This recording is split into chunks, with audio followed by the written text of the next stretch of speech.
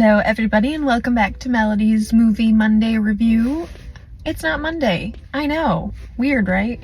Yes, it's Tuesday when this is going to be posted. I appreciate the flexibility with scheduling because I have not been feeling the greatest recently, so I had to move some things around a bit and make sure that I was still able to get some content filmed and done for y'all, so I appreciate that nobody was upset about that. But today we are going to be following up with Final Destination 2, the first sequel to the original. And this one came out in 2003, and I think immediately if I say that this movie kind of scarred all of us to an extent, you'll know exactly what I'm referring to, because it's just a very iconic scene. For some reason, I don't know why this particular movie and this particular scene and what happens tends to just stand out a lot to us, especially us like millennials. I feel like we got like really hit with it, really triggered. So let's get into it. This basically just kind of follows the same format. It doesn't really change from here on out, so you just kind of expect to see the same stuff for the most part. I do think that the gore got amped up maybe just a little bit for this movie. I feel like that's how it kind of ends up being for most horror franchises, where like the first one is very simple, gets to the point. For instance, like in Saw, like it was there, but it wasn't. And then in the second one, they were like, oh, you want more? We're gonna give it all to you. So that's kind of what you start to see happen in this movie. But we are introduced to an entire new set of characters. Obviously, most of them did not make it in the last movie, so we kind of needed some new people to eventually see killed off. We open up with a pre-road trip. It's like these college students. I don't know if they're supposed to be college or high school, actually. I really hope college, just based off of some of the conversations that they end up having in the car. But they're on their way to some, I don't know, some trip. It didn't really matter because we knew that they weren't going to make it there anyway. And as format follows, we have our main character, and I am blanking on her name very badly right now, but it's not really that important because she doesn't come back around. So I'm just gonna call her our main character girl. She's the one that we end up seeing with the visions, being able to predict everything that's coming. She is the driver on the beginning of this road trip, and so you pretty immediately pick up on where exactly they're going to end up taking this story. It turns into an entire car collision, so this is kind of where that iconic scene comes from, where some of the amping up of the gore comes from. You know, you see they make sure to pan to certain people, I feel like, to make you feel kind of worse in the long run, just like how the first one did in the airplane. The good news is, though, is the one pregnant lady they focus on, she's good. So she's good. We don't have to worry too much about that one. But everybody else is like... So yeah, we see the whole car accident end up unfolding. And, you know, as per usual, it is just the premonition that she's having. But in the premonition, and it does eventually end up happening, is we see a truck. Here it is, the truck of logs, like driving behind them, and then all of a sudden that's what causes the entire incident, is that the logs come undone and then they just kind of start tumbling and, you know, cause chaos. I think that has scarred everybody. So if you're like driving on the highway and you end up behind one of those, immediate, we're merging into the next lane, because I don't want to be near this thing at all. I've seen how it can end and I am not interested.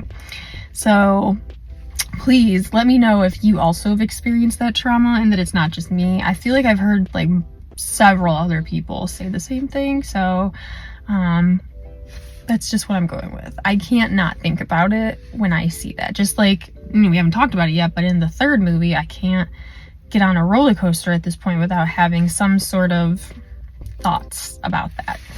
So yeah, so we see the whole accident happen, and then of course same thing, the cops are like, how did you know this was gonna happen? And then of course they think that she's somehow involved with something, and it just kind of tumbles out of control, and you know, one after one we see the people who were saved from the accident because she kind of had been able to cut off people from getting on the highway.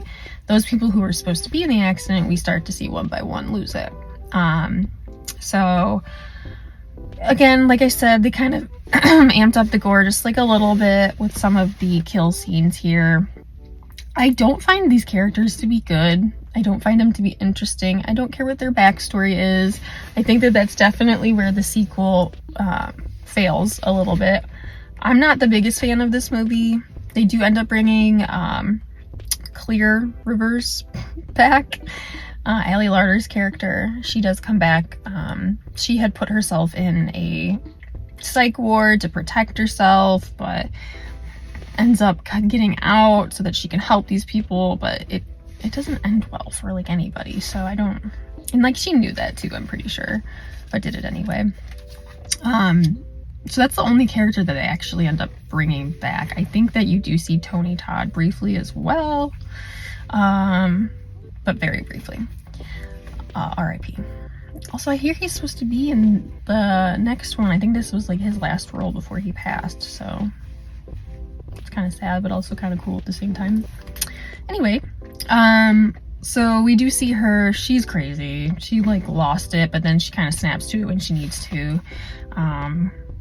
Yeah, we just kind of lose these characters one by one, and none of them do I feel like, oh no. I mean, we do see a minor die. I don't know the age because it's very confusing based off of, you know, his mom is like tucking him in, saying goodnight, and taking him to the dentist still. But then when he's at the dentist office, the dentist is like, have you been smoking? So he's like, just some weird middle here, and I don't know.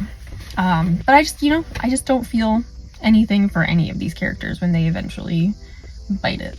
So in that regard, I definitely do not enjoy the film as much, but it's slightly amusing, I guess. You know, we get to the end and tale as old as time. Everything seems good. Everybody made it. Not everybody, but like a couple people made it, and you think, oh, they figured it out. They beat it. Of course they didn't, because it's literally never how these movies end.